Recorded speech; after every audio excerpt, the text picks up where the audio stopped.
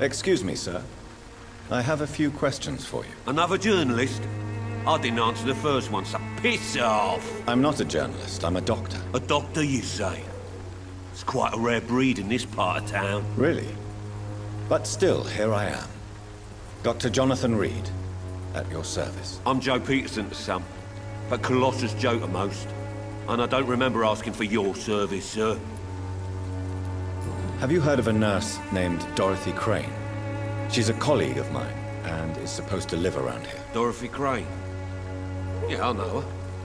One of the few good souls who dare to help the sick around here. Could you please tell me more about her? She's a nice girl. Tries to help the migrants. I offered to give her a hand, but she said my reputation would attract too much attention.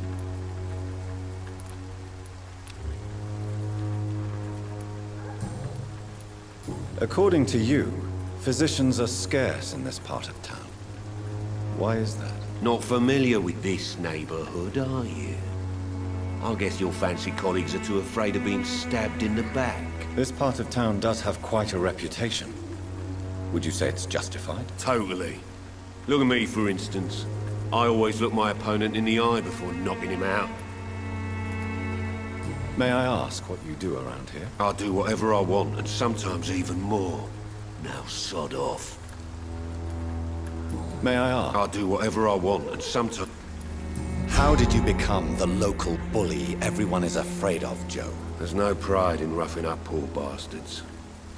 But this is the only job I've found. And it pays well, too. A job?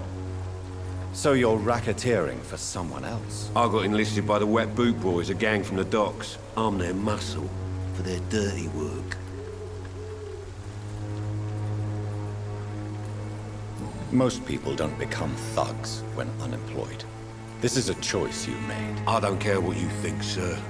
I do what I have to do for my own reasons, and that's that. I'm not sure Mr. Lewis would agree with your by all means necessary philosophy, sir. Oh, do you really think he's the poor victim here?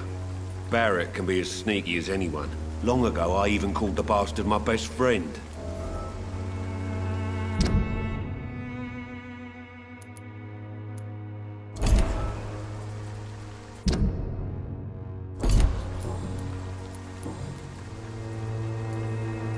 Harry doesn't seem happy living in Whitechapel. Why did you make him come here? I've always put my son's interests above everything else, whatever he may think. Our house is small but affordable. The walls are thin, but the door is solid. You really love your son, don't you, Mr. Peterson? He's my pride and joy. Even if he hates me for the choices I make and pushes me buttons more than he should. Do you have any regrets? Only one. Not to have my beloved wife by my side. She died when Harry was little. My sweet Jane. She gave the boy confidence. Since the criminal nature of your job means you could be arrested, are you not afraid of what would happen to your boy if you were? No one will ever take my son away from me. If that ever occurred, I'd hunt the bastard down and rip off his head with my bare hands. Why do you keep on working for the gang, Joe? You know it doesn't suit you. It's true, I hate this job.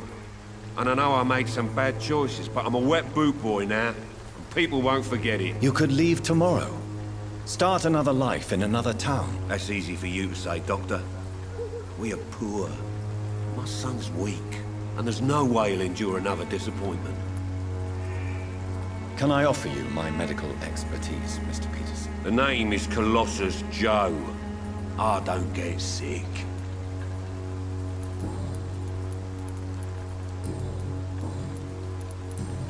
Goodbye, Mr. Peterson.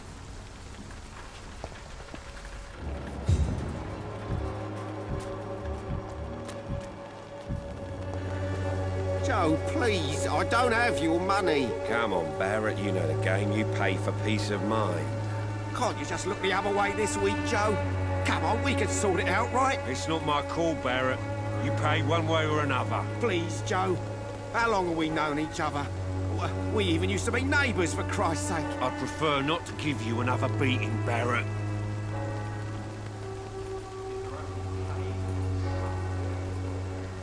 Fancy buying something, sir? You never lose your focus, do you?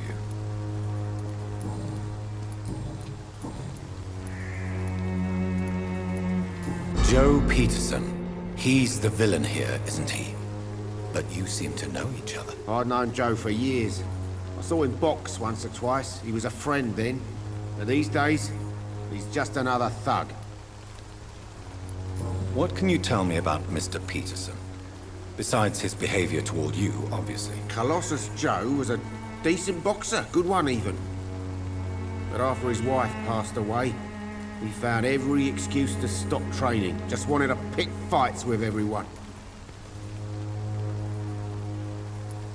It's never easy to find a new path in life, especially after the loss of a loved one.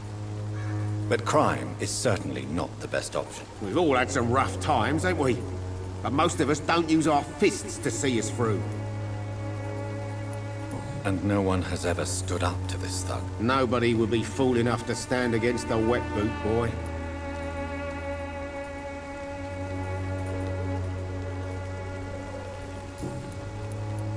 What do you know of Harry Peterson? The boy seems so fragile. Not like his father at all. Harry's a good boy, but he spends most of his time complaining. He's had it tough, all right, but he needs to grow a pair. What troubles him exactly? Well, despite being his father's son, almost everything, I think. He never wanted to come to Whitechapel in the first place. Hates this place more than most of us.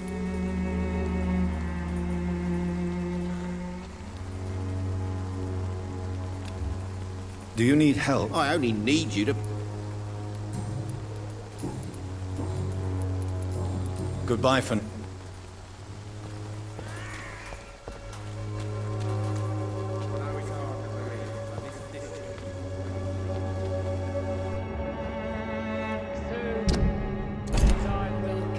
Excuse me, sir. Are you familiar with this part of town? Name's Clayton Darby, reporter. Sorry, I'm new to Whitechapel.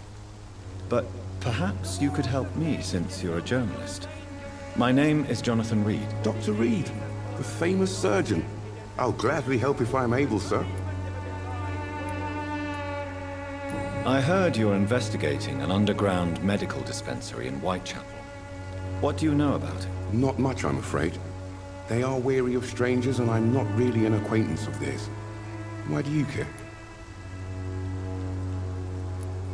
I'm afraid one of the nurses from the Pembroke Hospital may be involved with unsavory activities. Ah, could it be Dorothy Crane? Without a doubt, you are a damn fine journalist, Mr. Darby. What do you know of her accomplice, a man named Darius? I don't know much about the man. He's very cautious. Never goes out. Doesn't seem to have any friends or family.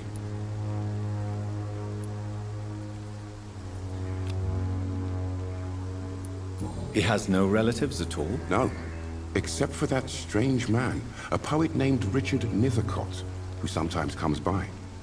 Darius would never let him in. Where can I find this Mr. Nethercott? He spends most of his time lurking around Whitechapel, talking to himself or declaring verses. These days, you can usually find him behind the church. He never goes out? No. A few days ago, he unexpectedly did. I followed him, but it was just a ruse to keep me away from his house. Really?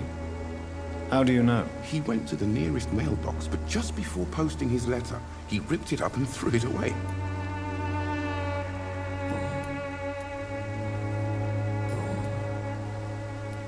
What is a journalist doing in this borough after sunset? He goes where none of his colleagues would dare to go, to inform the country. So you risk your life to reveal the truth. I saw many reporters do the same during the war. Whitechapel is the crucible of so many untold stories and tragedies. I want people to know them.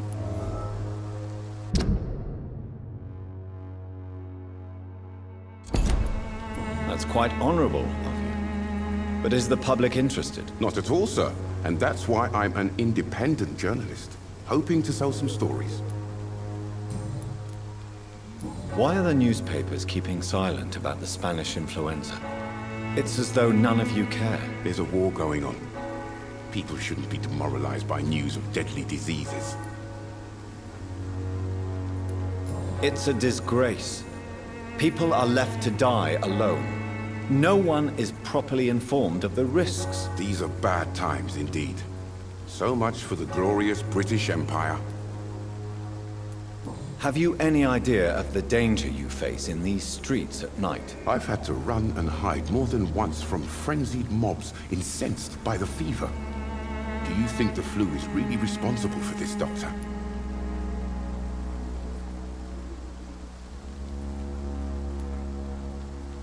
That science is unable to explain the facts doesn't mean there is no rational explanation. I confess, I share your point of view, Doctor.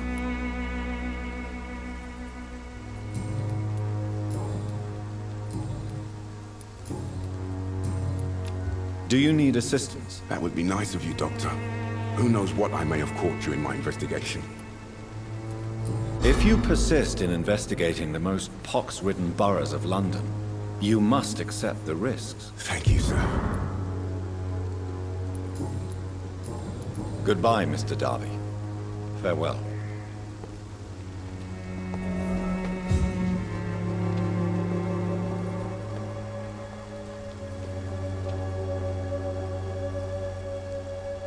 Forgive my interruption. Do not apologize, my son. Father Tobias Whitaker is always happy to teach mortals about the incoming Armageddon. I am Dr. Jonathan Reid, and I just have a few questions. A scientist? You are much more lost than I thought, my son. Do you know Nurse Dorothy Crane from the Pembroke Hospital? I'd like to know more about her. I don't like the liberal ideas of nurses, but I especially abhor that Nurse Crane you mentioned. So, you're not exactly a fan of Florence Nightingale's work. But nurses are essential for modern healthcare. Nuns should be the only women allowed to take care of male patients. It's obvious only they have the necessary moral fiber. Why do you hate Nurse Crane more than other nurses? Before coming to London, she was a member of the communist resistance in her country. That's what happens when you let a woman get involved in politics.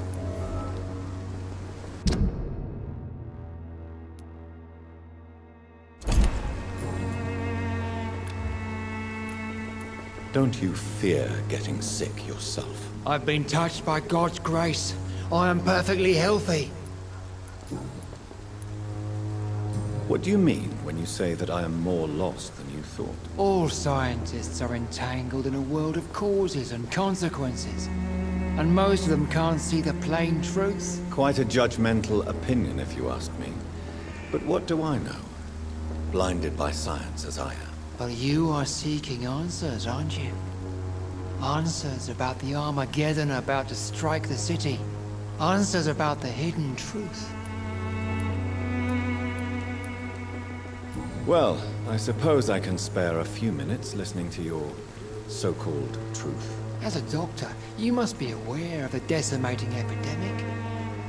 But let me tell you that this so-called Spanish flu is just the beginning of the end. What do you mean? The beast is finally revealing itself, corrupting the flesh and the heart of men. With my own eyes I have seen them, those minions from the abyss. Really? And what would be your answer to this biblical threat? We must fight the disease before this legion outnumbers us. But not with scalpels and microscopes. No. What is left then? Cleansing fire.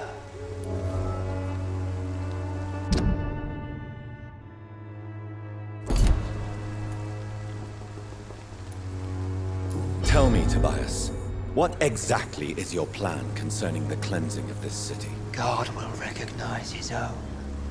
More than once this city has risen from the ashes, hardened and purified by the flames. Fire is just the instinctive answer of a caveman facing something he does not understand. This is the 20th century. Your lack of faith is predictable. But my task is to convince rational minds like yours to see the light. This is God's will. You're mad and dangerous. You're nothing but a soulless butcher. A small-time Torquemada. The Savonarola of Whitechapel. My son, if you think salvation is a free gift, go listen to the lies of that pompous fool, Joseph. Joseph, a fool. Vicar Larrabee of St. Mary's Church. While he continues preaching his fraudulent redemption, more and more people die in the streets.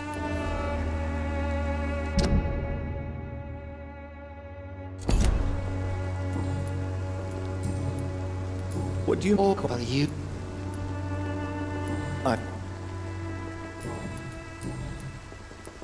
Have you any friends? Any family left in these terrible times? No. But I have a disciple I see as my son. He is so devoted. I sent him to preach the good word in the heart of this corrupted city. Where did you send him? I sent Samuel to the Stonebridge Cemetery, where the pestilence and evil grows night after night. You sent him on some preaching crusade during the epidemic. As a true believer, Samuel will fear no evil while he walks through the valley of the shadow of death.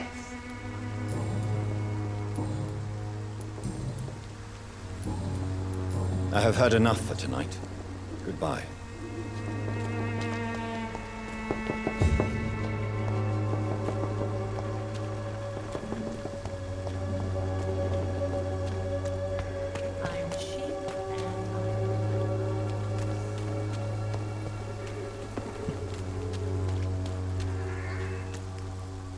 Don't be shy, handsome. What can Christina do for you? I'm not looking for what you're selling. But I'd like to ask you a few questions, if I may. I'm a doctor.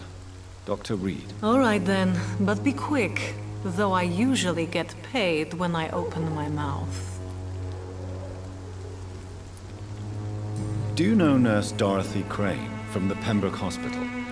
Anything you can tell me about her would be helpful. I don't know her, but I know her name is Dorothea Crăciunescu. She came from Romania like me and many others. You seem to respect her. Dorothea helps the sick people of Whitechapel. Everyone should respect that.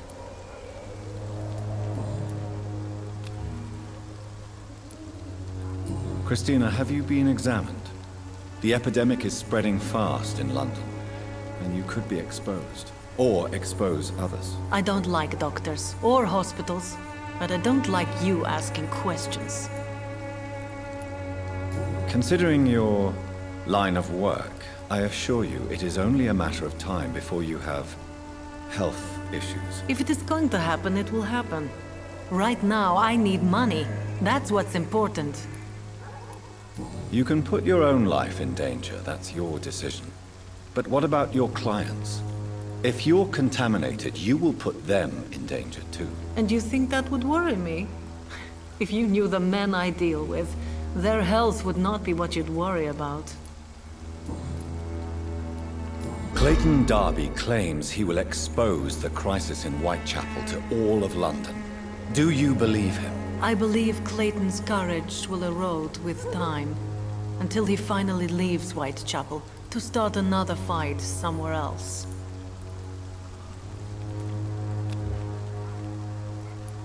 Why this skepticism? How can you speak about starvation if you've never been hungry? Or about poverty? Or anything else you have never suffered from? Are you talking from experience? I've seen your type come here to get a good fuck in a cheap room or a dark alley before going back to their fancy houses in the West End.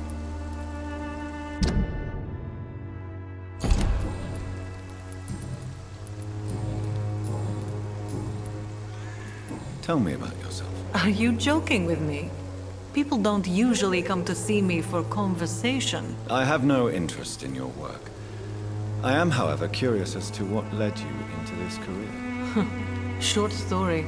The war, exile, and England. This country is not especially welcoming. I've been refused many jobs because of where I am from.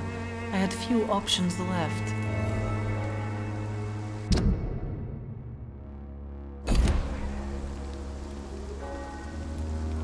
I always thought I was the master of my own fate.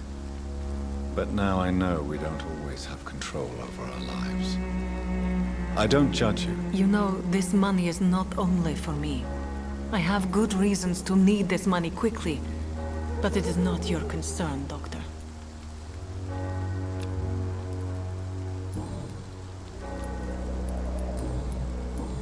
Goodbye, miss. Take care of yourself as best you can.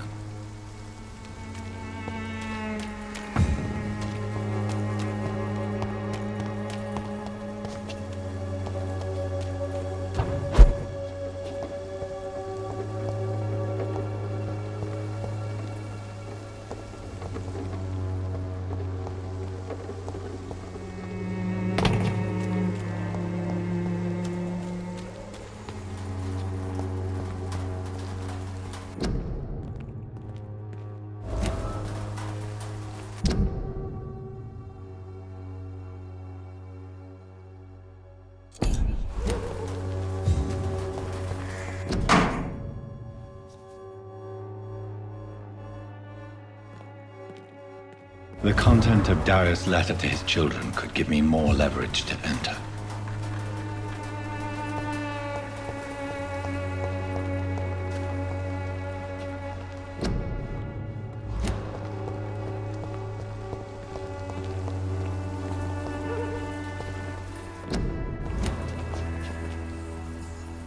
Good evening, miss. I'm Dr. Reid. I'd like to ask you a few questions. I know what you're thinking. A tall stranger who meets a girl in the street at night. It reeks of the penny dreadfuls. But I mean you no harm, truly.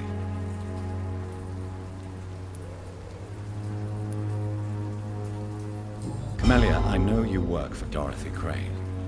Please tell me about her secret dispensary. A stubborn and mute comrade. Nurse Crane and Darius Petrescu have been clever.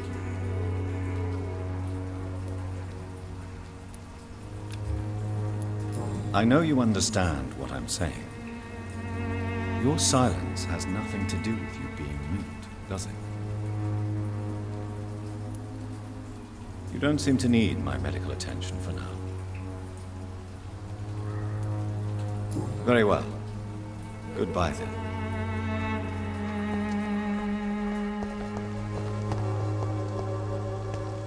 I cannot enter.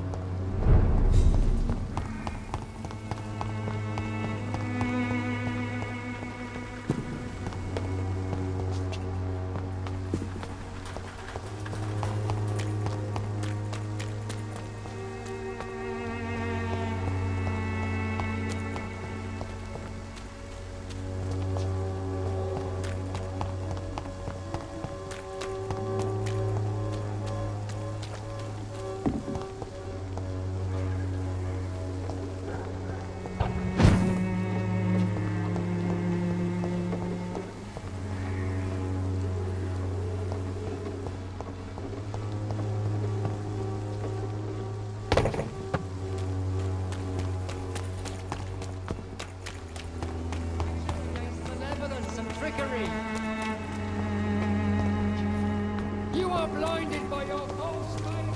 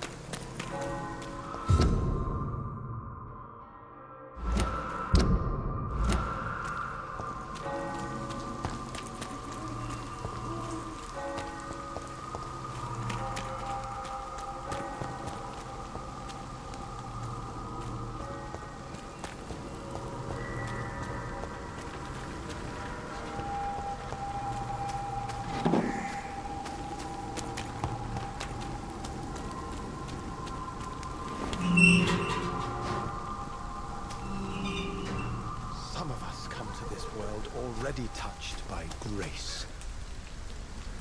Good evening, sir. I'm Dr. Reid. I would like to ask you a few questions. Please be my guest. Although I may not be the best informant regarding this part of town, my words speak about that which the eyes cannot see. Really? Are you an artist of some kind? I'm a poet, sir. Richard Nithercott, at your service.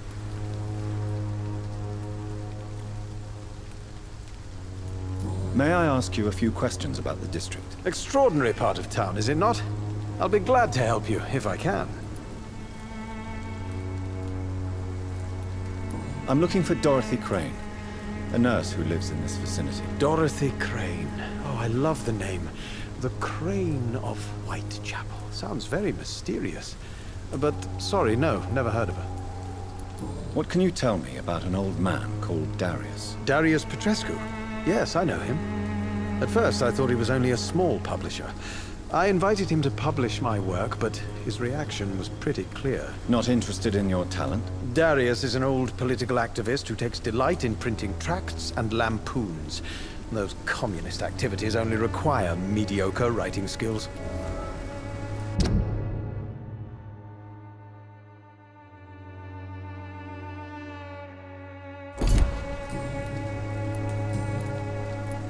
Are you aware that your life could be in danger in this part of town? But this is where I must be to feel the real beat of the city. I had to come, see it for myself, alone. I understand your need for solitude, but it's not safe around here. I don't care. I don't have many friends, Doctor, and my family despises me.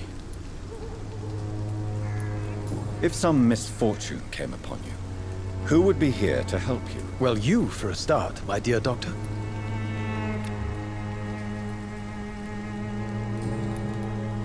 May I ask what you're doing at this hour of night, sir? Do you live here? Not at all. I'm just enjoying the pleasure of a quiet walk. Though night talks are always preferable, if you ask me. Especially with strangers. But are you not afraid of the epidemic? Oh, why should I? I see some equity in the Spanish flu. No flesh should be saved, say the scriptures. Good or evil, rich or poor, all are equal in the eyes of the flu. If you say so. But as a physician in a time of epidemic, I must caution you to avoid unnecessary exposure, sir. Thank you, Doctor. But we both know the seeker of truth has to go boldly where the weak dare not. What are your thoughts on the terrible situation in this city? Terrible, you say? No. Of course, the death of so many innocents is a tragedy. But the scourge has not been all bad for the city. Oh, no, sir. What are you talking about? Do you remember London before the flu? Noisy, cacophonic, quiet nowhere to be found. And now, listen to this oddly peaceful silence. Peaceful? That's quite an unusual way to speak about the epidemic. And very inappropriate, I must say. Most people fail to understand my perspective. I don't blame them. But how could I call myself a poet if I veiled my feelings? What are your terrible... What are you talking about? Do you remember London? Peaceful? Most people fail to understand.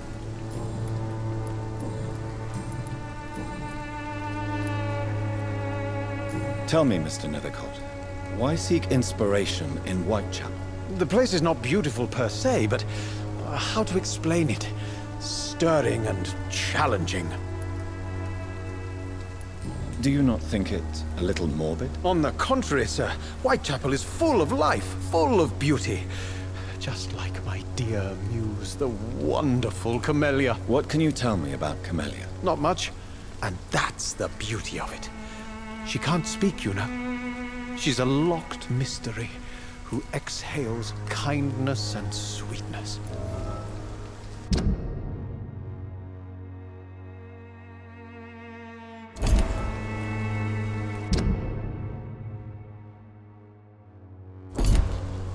Perhaps you're just afraid to find out the truth about your muse. One day, perhaps, I'll ask her to come with me. But will she still be my wild flower of Whitechapel if she moves uptown? And have you ever tried to learn more about her? Where she lives? How she survives? Whom she may know? Maybe I prefer she remains an enigma. Reality can be so dull, don't you think? In what way, exactly? The struggle by gaslight, the barren smiles and the added hunger under the rain. If you say so. Such vibrant antagonism and vivid paradox. The stripped humanity raged across each street. Vivid, of course, yes. And what about the poignant distress? Oh yes, the poignant distress. You see what I mean, don't you? That's what I want to write about, and that's what Whitechapel is made of. Did you know the mute florist is a member of a secret society? No, I didn't. But I thank you for this information, sir. For it only enriches the mystery surrounding the precious camellia. Are you not curious? Is there not more you wish to know? That girl has not an ounce of malice in her. Whatever she may be hiding, it's certain to be for the benefit of most, if not all. I fear you are a hopeless romantic, Mr. Mythicott. Guilty as charged, Dr. Reid.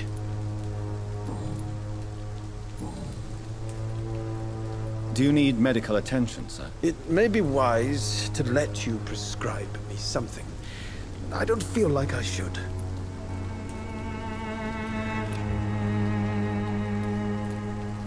I will see you later.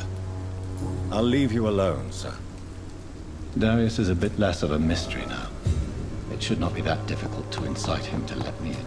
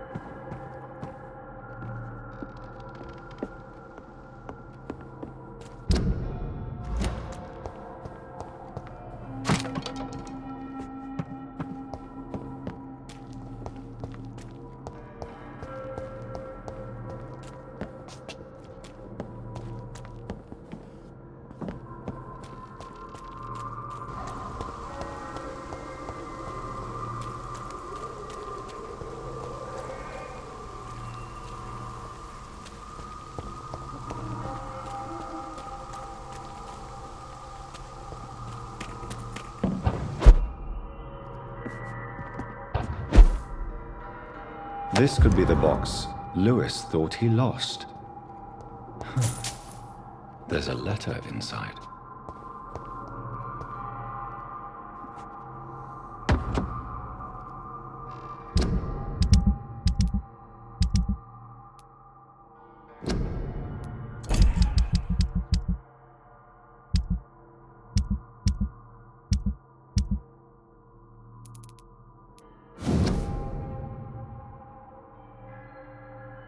A love letter from Joe Peterson's wife, addressed to Barrett Lewis. Who should I give it to, I wonder?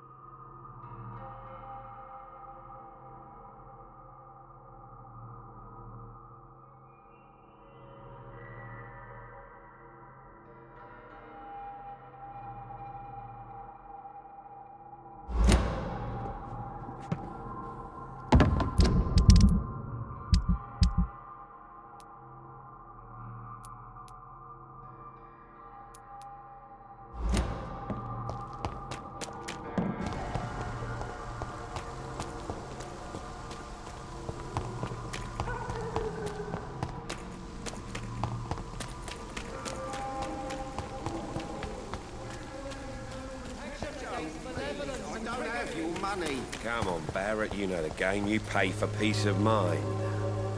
Fancy buying something, sir? You never lose your focus, do you? I found this box in an abandoned building nearby. I believe it belongs to you. Let's have a look. Yeah, this is mine. So, you faced those loons that roam around there.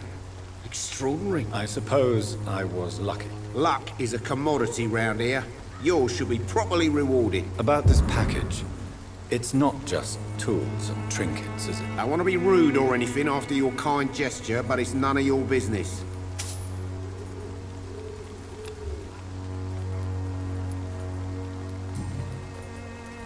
Barrett, you had an affair with Joe's wife, didn't you? Yeah, I did. She's the only woman I loved. My first regret is that she stayed with Joe after Harry was born. The second is I never shed a tear when she died. Do you mean you're Harry's father? No one will ever know for sure. And it's better that way. And I don't believe I'd have been all that bad as a dad. Did you ever try talking to Joe? Never. But I suspected he knew everything, even without knowing it. And he decided to make me pay in his own way.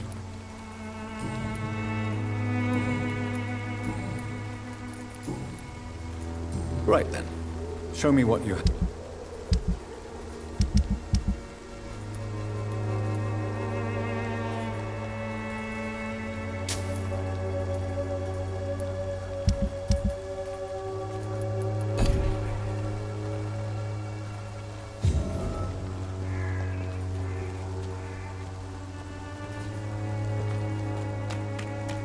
I should never have taken up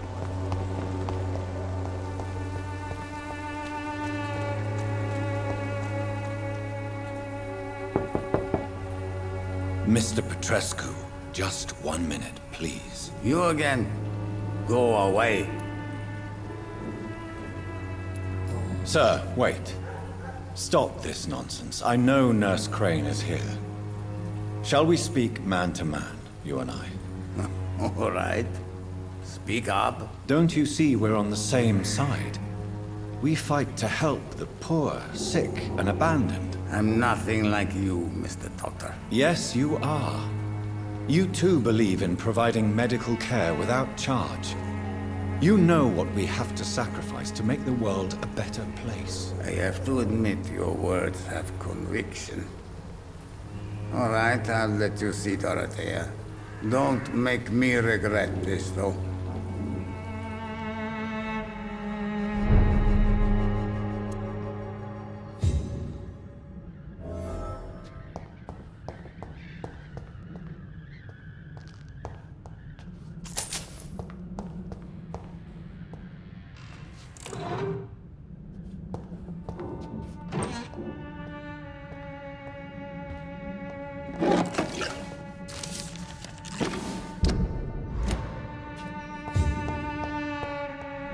It's locked, all right.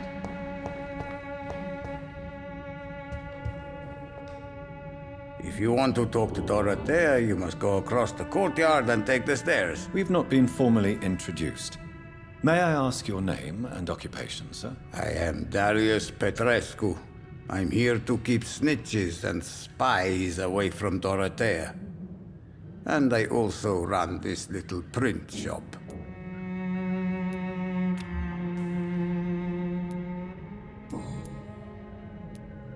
So Dorothy's real name is not Crane. Like myself and many people in this area. Dorothea is from occupied Romania. That's all you need to know. She seems important to the community. More than you can imagine. The West End does not want to hear of Whitechapel's misery. Dorothea is one of the few doing something about it. Tell me everything you know about Camellia, the mute florist. I do not believe in the afterlife, Doctor, but I'm almost convinced Camellia is an angel. She volunteered to give out our medical leaflets. Are you not worried for her safety? She is as brave as she is tough, and clever too. If only I had met her when I was younger. Are you in love with Camellia, Mr. Petrescu? Don't be stupid. If I had met her when I was younger, we could have won our revolution. Who is she, really? Do you know where she's from? She's not from around here, that's all we know. Camellia is not even her name. It's her favorite flower. You say she has no close family. Well, there's that awful poet who constantly follows her around like a lost puppy. A good man for sure, but a very poor writer. Tell me everything you know about I do not believe...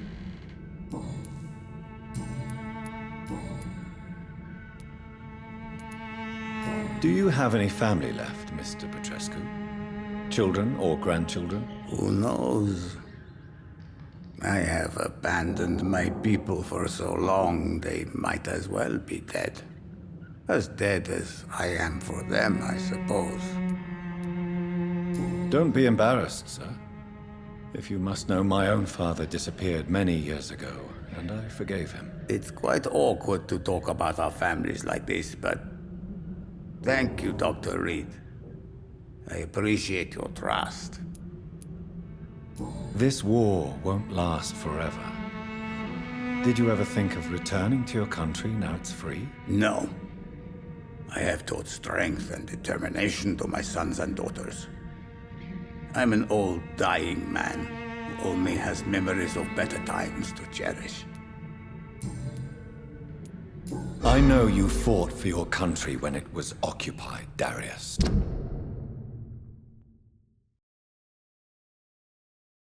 Tell me more about it. I know my days are numbered, and I know I won't see my homeland again.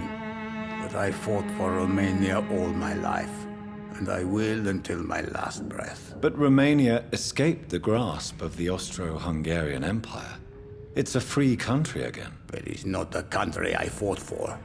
My homeland is not appeased, Doctor. And I still see a dark future ahead for my people. How did you meet Nurse Crane, Darius? Why does she trust you? I'm her oldest friend in England. Dorothea and I share many ideas about this country and about the country we left. You mean occupied Romania, don't you? Even if not directly, I fought against your enemies. Really? Then perhaps you have more in common with Dorothea than meets the eye, Dr. Reid. Do you need some help, Mr. Petrescu? I am very tired, but that is all. I don't need you, Doctor. Well, I think you do. Take this, and you'll feel better. Free drugs from an English doctor? It must be my lucky day.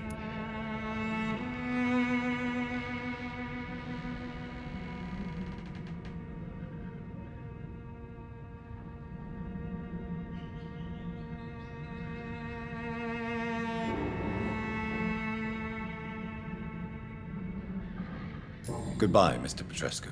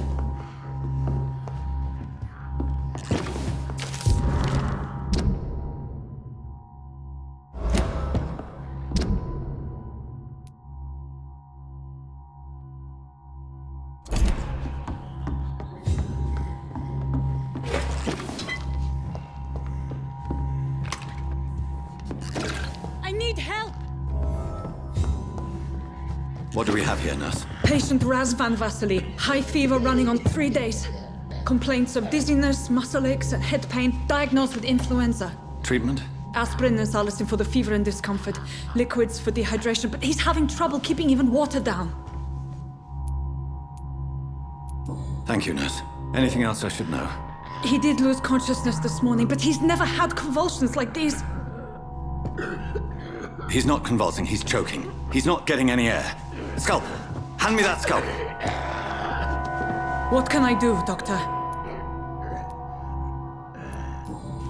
It's too dangerous to operate with these convulsions. Sedative, nurse. Do we have any anesthetics? I'm sorry, Doctor. None at all.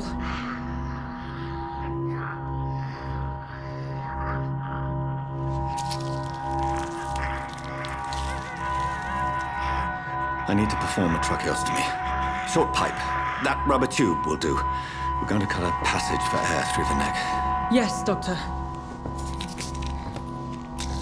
He's breathing again, but he's coughing up blood. Internal hemorrhaging. I need to make another incision into the chest cavity to drain the fluids from the lung. Prepare another tube. A thoracostomy. Doctor, we've nothing to fight the infection. We need an aseptic environment. Right then, Nurse Crane. What do you suggest we do? I've no idea. I'm not the doctor. Time is of the essence. We need to perform a thoracic drain. Yes, Doctor.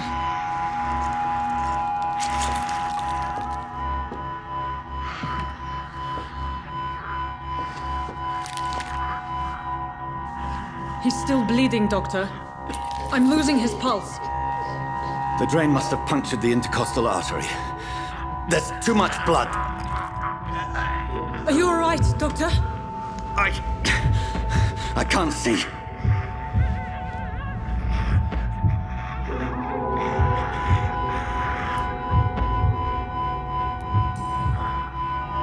I must first suture the artery. Find the wound. The source of the blood. Needle and thread, Doctor. Good.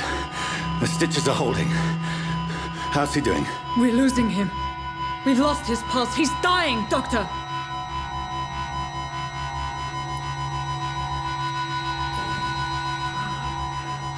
A dose of epinephrine, now. Yes, Doctor.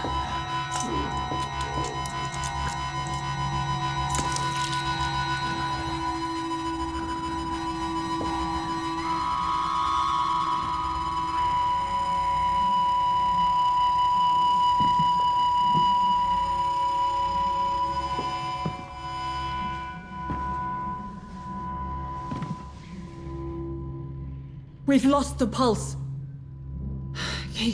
He's gone, Doctor. Nurse, we did everything we could. Truly? Everything you could. Is that how you'll report this in your log?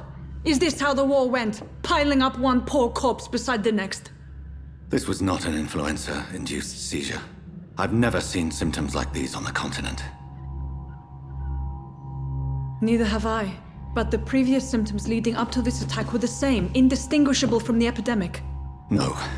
There was something more vile in these reactions. Something primitive. There have been numerous reports of mental breakdowns caused by the fever that accompanies the flu itself, Doctor. Yes, but... I'd best take some samples of the blood for analysis.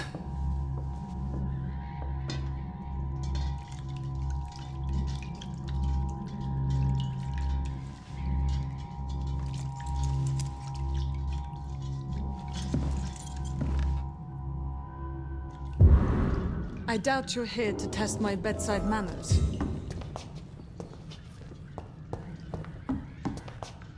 It's locked. To what do I owe this courtesy? I suspect it was more than intuition alone that led you to us. So, how might I be of service, Dr. Reid?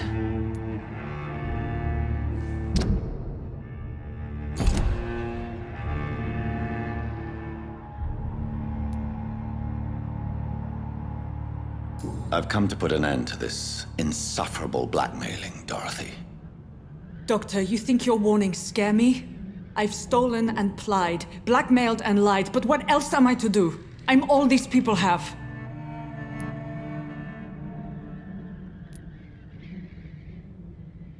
But why Lady Ashbury? Why her, of all people?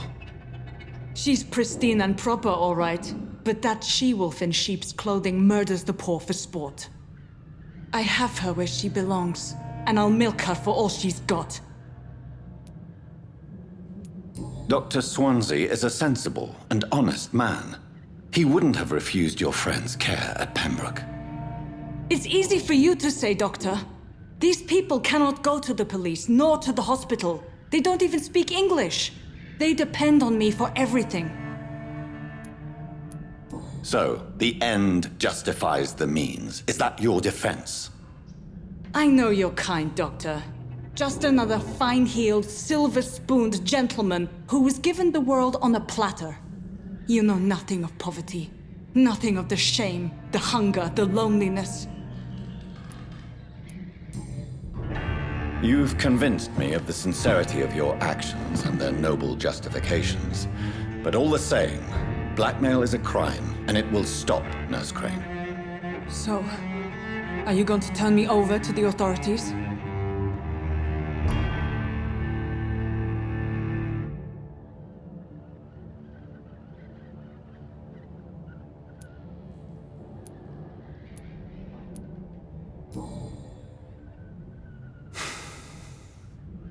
No. Your place is here. Jailing you would be an even greater crime. So,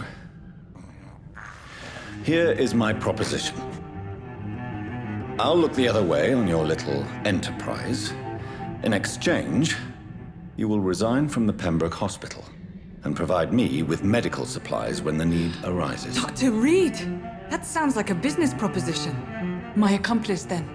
No, just a privileged client. My research may require the occasional rare piece of equipment or ingredient. I'll pay good coin in exchange, fair and honest, to help finance your noble endeavors.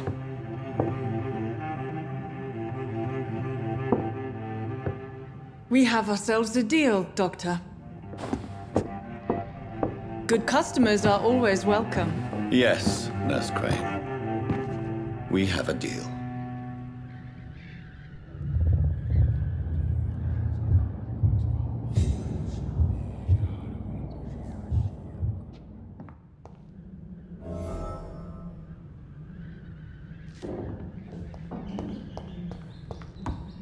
It's locked, all right.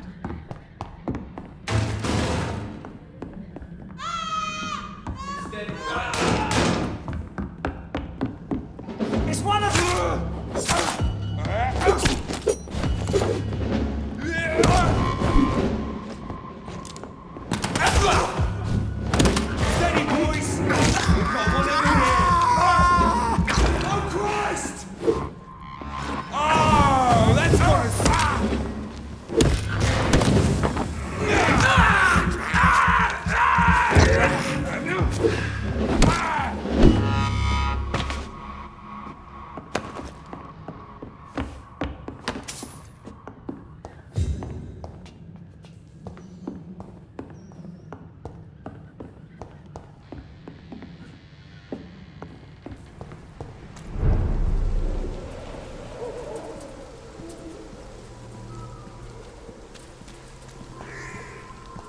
He's mine! I'll take it!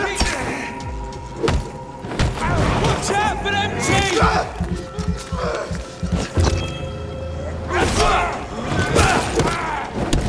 Stupid beast! Take its head!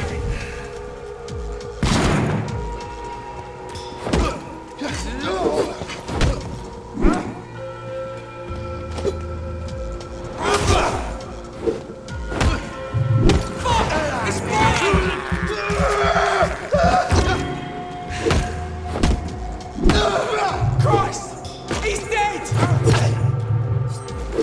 Doesn't like fire, does it?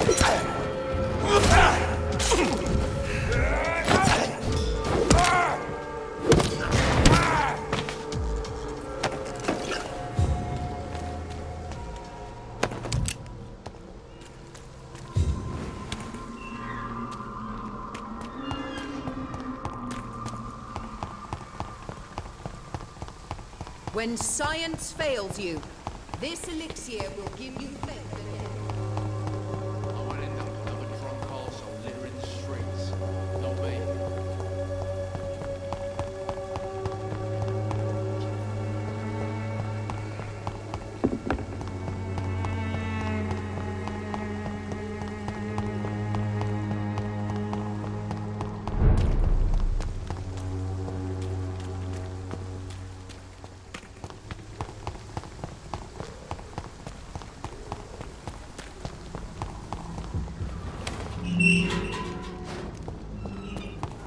Human blood.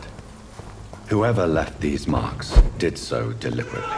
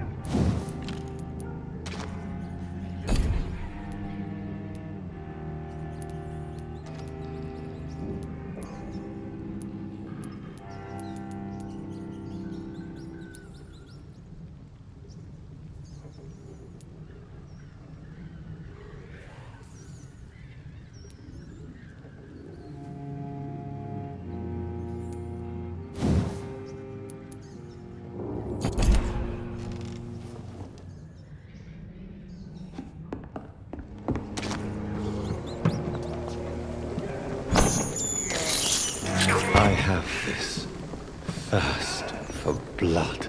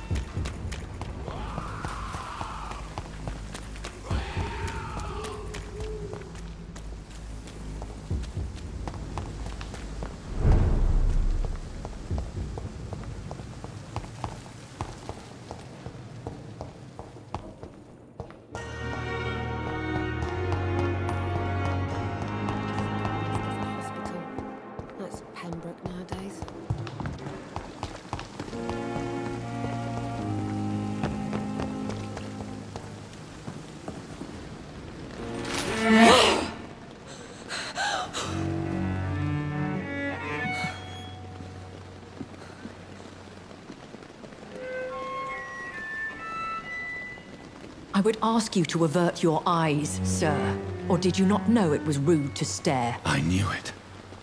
Speak up, Dr. Reid. I like a man who speaks his mind.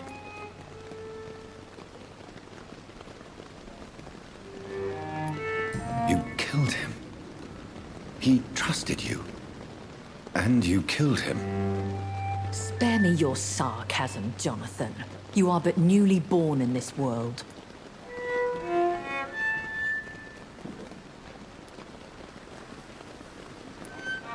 No need to apologize, my lady. I know exactly what you endure. The situation is somewhat awkward nonetheless. I have not been observed sustaining myself for many decades. I have to say I'm a trifle embarrassed. Anyway, I have concluded my inquiries concerning your blackmail. I see. Please excuse my agitated state. Under normal circumstances, I wouldn't let anyone see me in this condition. I must confess I have not put an end to the blackmail, my lady. Unfortunately, I could not bring myself to do it. I'm so disappointed in you, Jonathan. I didn't expect this from you. Lady Ashbury, you yourself admitted how ridiculous the sum of money was. I can assure you it was all used for charitable ends. Well, you are full of surprises, aren't you, Jonathan? All right, say I trust you, but you will still pay the ransom. That is only fair. After all, it was you who failed to bring this problem to a satisfactory conclusion. I believe I could agree to that. And since a lady always keeps her promises, I will now answer any questions you may have.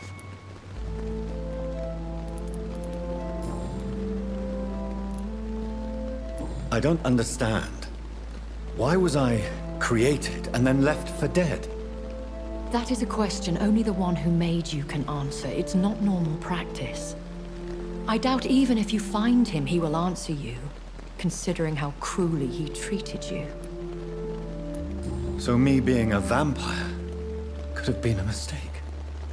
I very much doubt it, Jonathan. Contrary to the legends, it is not as simple to make another vampire by just biting someone.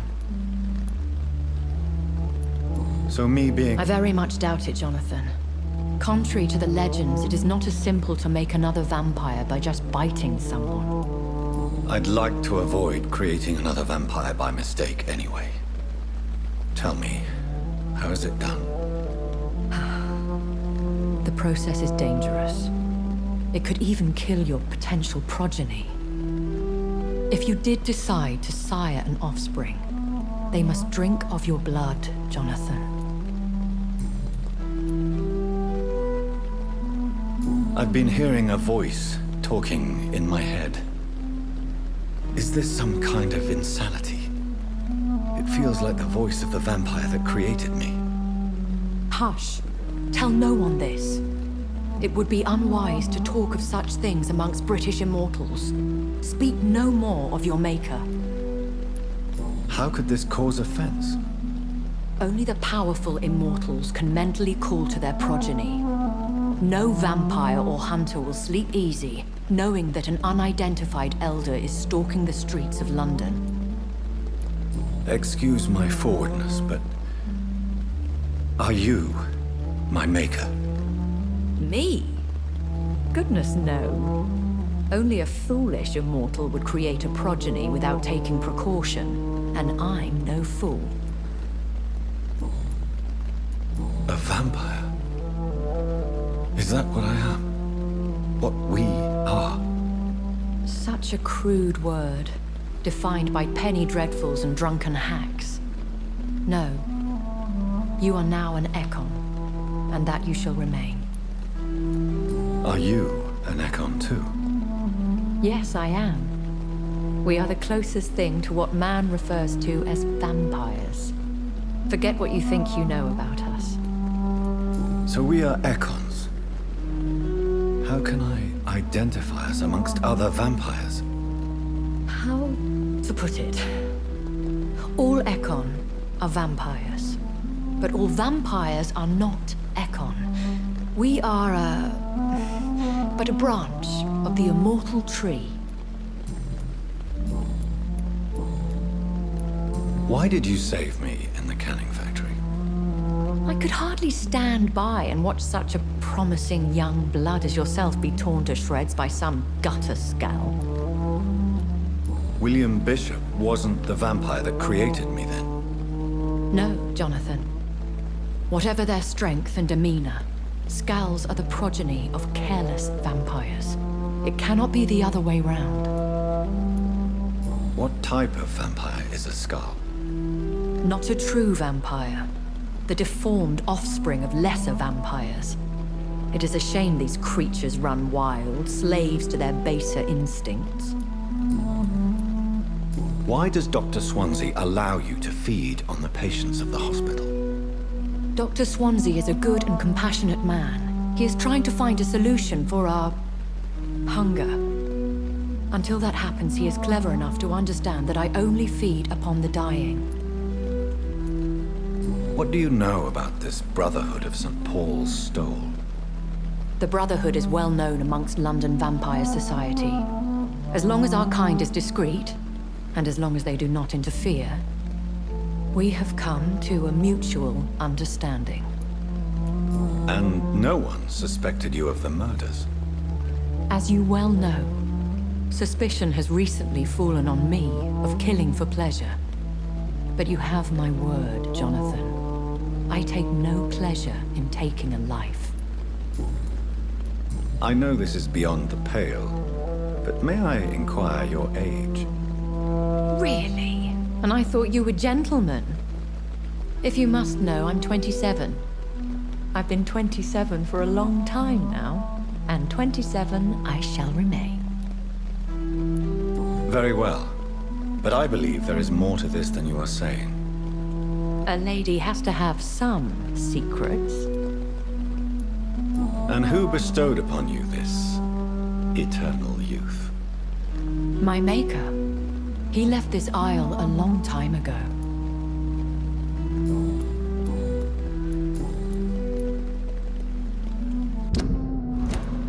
When I awoke, changed, I was chased and attacked by vampire hunters. Prepared and well-trained. Though I can't be certain. More than likely, it was the once glorious Guard of Priwen. Once glorious, but still dangerous. They have seen better days, but all fanatics are dangerous. You would be wise to stay clear. They are sworn to destroy our kind. You make them sound like some sort of cult. More a society. And like all the best ones, a secret society. I thought them almost gone, but it seemed they have been recruiting. I've been away from London and England for 3 years. This isn't the city I remember. Things have gone from bad to worse here, Jonathan. I've lived in this city for a long time, and I've never seen it like this. The Spanish flu has hit London that bad. Yes, but it's not just that. I've heard things. Things I've not heard for a very, very long time. There are whispers in the shadows. Something far worse than the Spanish flu is here in the city. What is it you fear? Fear has long since flown this form. But there is something malevolent circling us. I feel fear is merely waiting in the wings. Are there many vampires here in London? Immortals are of a rare breed, and we often tend to hide. But you may occasionally meet some of us at night. Do you know any of them? Have you an idea of the identity of the vampire who attacked me? You mean your maker? No, Jonathan, I have no clue. But I fear he or she is as careless as cruel. To let you discover your new condition by yourself. What do you mean? Every now and then, you may discover an immortal in the deep of the night. But we are a rare and reclusive breed. Our progeny is almost never accidental. Will they all be as affable as you, my lady? I do not see why not. But remember, even the shark smiles before he bites. That sounds like a lesson from experience. Vampire politics are as intricate and sometimes tedious as a game of chess in a gentleman's club. I've learned from experience it is best to decline to play. I bid you farewell. For now, my lady. I must quickly analyze the blood I took from Nurse Crane's patient.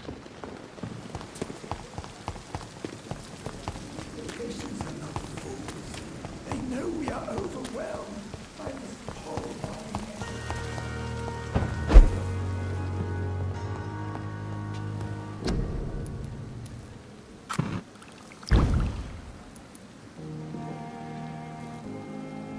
Razvan Vasily was infected by Spanish flu, but also has the highly unstable blood of the Scowls.